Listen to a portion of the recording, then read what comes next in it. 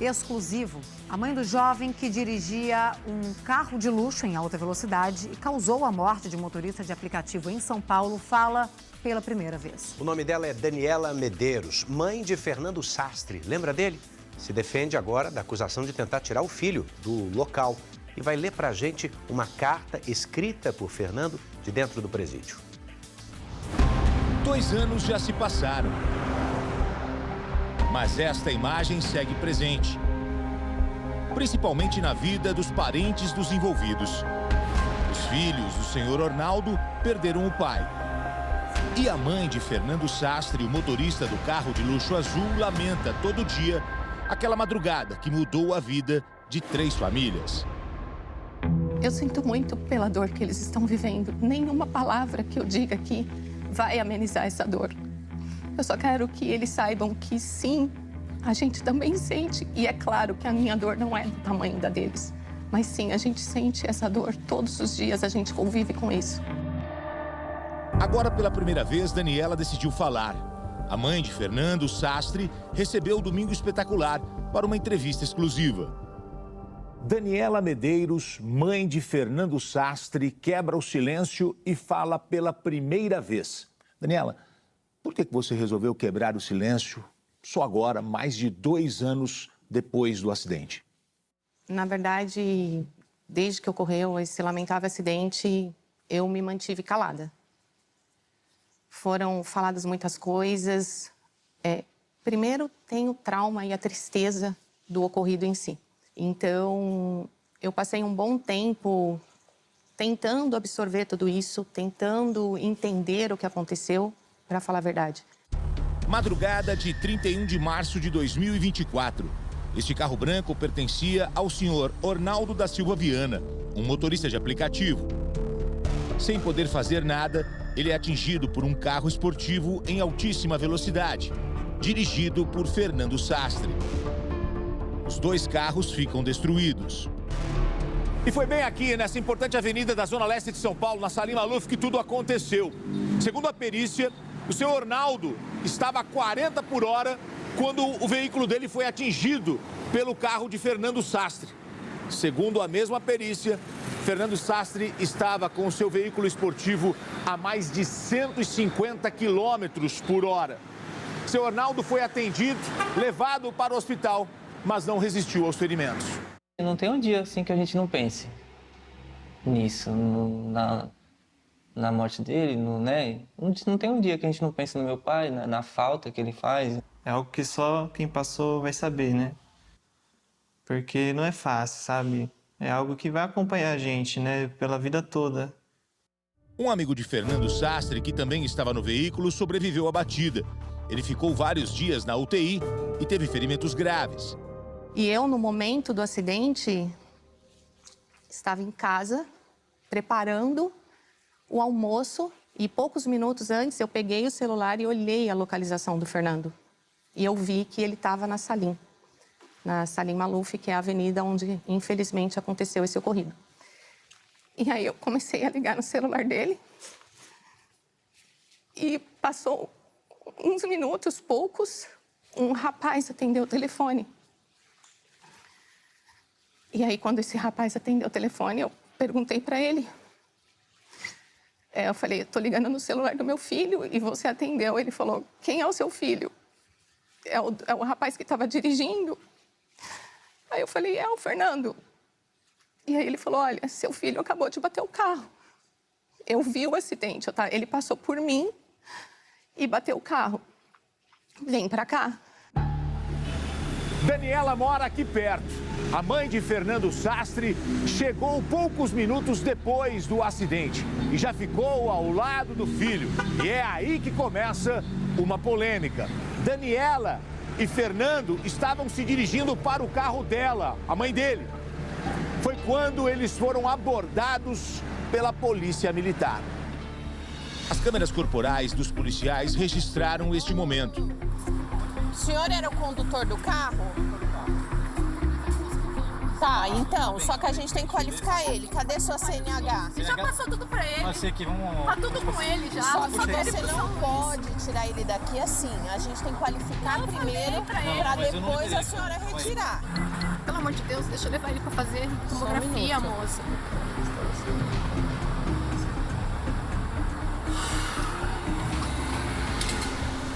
Se ele tiver batido a cabeça a cada minuto, ponto. Pode ir agora? Você chegou a ser acusada de tentar livrá-lo do flagrante. Isso não aconteceu? Não, claro que não. E quando eu cheguei, meu filho já estava deitado assim num canto da calçada, o Marcos também. O Marcos estava com muita dor, mas de verdade, quando eu vi o Fernando e o Marcos, eu acreditava que o Marcos estava com dor pelo impacto. Eu não imaginava que ele tivesse sofrido algum traumatismo ou algo tão grave como ele perdeu o baço, né? Infelizmente. Mas eu fui ver o senhor Ornaldo. E aí, esse rapaz que estava comigo, ele falou, fica aqui, não vai lá. Em momento algum, eu estava pensando em livrar algo da cena ou tirar alguma coisa da cena. Isso não passou pela minha cabeça naquele momento. Não tem como passar isso na sua cabeça num momento tão triste, numa imagem tão lamentável. Você está dizendo que não quis livrá-lo do flagrante, mas você sai dizendo que vai encaminhá-lo ao hospital, mas vocês não vão para o hospital. Isso. Por quê? Como eu te falei, naquele momento, eu estava... Eu não sei se era um estado de choque, de perturbação. Eu saio com o Fernando para ir para o hospital. Eu cheguei a pegar a Radial Leste para ir para o hospital. Mas o pai dele estava na praia e ele estava voltando. E aí eu fui para casa. Gotino, se você falar, me explica exatamente por quê, eu não vou saber te responder. E eu estou sendo muito sincera. Eu estava completamente perturbada com tudo que estava acontecendo. Só que quando eu subi, eu estava muito nervosa. E eu tomei um remédio para acalmar. Um calmante. E aí eu liguei para o policial para falar que eu não tinha mais condição de dirigir. E que eu não iria mais. Que se ele precisasse de mim ou de qualquer esclarecimento, eles estavam com o endereço lá de casa. Só que ele não atendeu. Eu liguei 2 vezes. E isso também está nos autos. O print da ligação está nos autos. E o que aconteceu é que eu dormi. Eu apaguei. Daniela foi acusada de retirar garrafas de bebidas alcoólicas do carro antes da chegada da polícia. Ela respondeu a um processo por fraude, mas foi absolvida no ano passado por falta de provas. Segundo testemunhas, Fernando bebeu antes de dirigir. Neste vídeo, inclusive, ele fala com a voz arrastada, sentado no banco do motorista. Vamos jogar sinuca. Vamos o quê, Fernanda? Jogar sinuca. Vai. Não, você vai sozinho, tchau. O meu pai, ele não saiu pra beber, não saiu pra fazer nada de errado. Ele saiu pra trabalhar, estava dentro do limite da via, né? Um mês depois da morte, a justiça decretou a prisão preventiva, que já dura mais de 2 anos. Qual o entendimento do doutor sobre essa prisão? Eu acho que caberia totalmente as medidas cautelares. Para ele não tinha necessidade de estar preso, porque quando saiu o mandado de prisão, ele compareceu imediatamente para cumprir a decisão judicial. Então, em nenhum momento ele atrapalhou a investigação ou tentou fugir. Ele está preso há mais de 2 anos. Como é que você avalia esse período que ele está atrás das grades? A única coisa que eu tenho consciência e que eu posso afirmar é que foi um acidente. Jamais, em hipótese alguma, o Fernando faria mal a uma pessoa. Jamais ele feriria alguém, jamais ele tiraria a vida de alguém. Por toda a repercussão midiática que deu esse caso, eu acredito que isso tenha, sim, contado para que ele ainda esteja preso. Mas nós tivemos outros casos, até mais relevantes, talvez, e que as pessoas estão em liberdade. Então, sim, eu me pergunto, às vezes, por que só ele está preso? Mas quando um jovem pega o carro e vai para uma balada, vai se divertir com os amigos, pega o carro, um carro esportivo, numa avenida que tem um limite de velocidade ali de 50 km por hora, ele não assume essa responsabilidade? Acho que ele é um grande responsável se ele faz isso, né? Eu não vou tirar a responsabilidade do meu filho. Eu acho que sim, ele foi irresponsável, que sim, ele foi imprudente. Mas isso não torna ele um assassino. E ele tem essa consciência. E ele é muito arrependido disso. A gente espera que a justiça continue sendo feita. A gente espera que isso vire um caso emblemático, né? Que esse tipo de acidente não passe impune, né? O que aconteceu não passe impune. Daniela, você é mãe do Fernando, obviamente você absolveria ele num julgamento, até porque você já disse que ele não teve a intenção. Você tem pai? Tenho. E se fosse o seu pai? Eu pensaria No igual. lugar do seu Ornaldo, você também Sim. absolveria? Sim. Isso sem dúvida. Sim. Você absolveria a pessoa que estava dirigindo o carro que provocou um acidente que teria provocado a morte do seu pai? Isso eu respondo sem dúvida. Sim. E se alguém tivesse, lamentavelmente, tirado a vida do meu pai por um acidente, eu não condenaria essa pessoa. Isso eu afirmo com toda a certeza do meu coração. Fernando está preso no complexo penitenciário de Potim, no interior paulista. Inicialmente, ele passou por Tremembé, o então conhecido Presídio dos Famosos. Foi transferido em janeiro desse ano para Potim. De lá, Daniela trouxe uma carta de 2 páginas escrita pelo filho. Você vai acompanhar agora alguns trechos lidos pela mãe. Hoje me encontro privado de liberdade há 772 dias.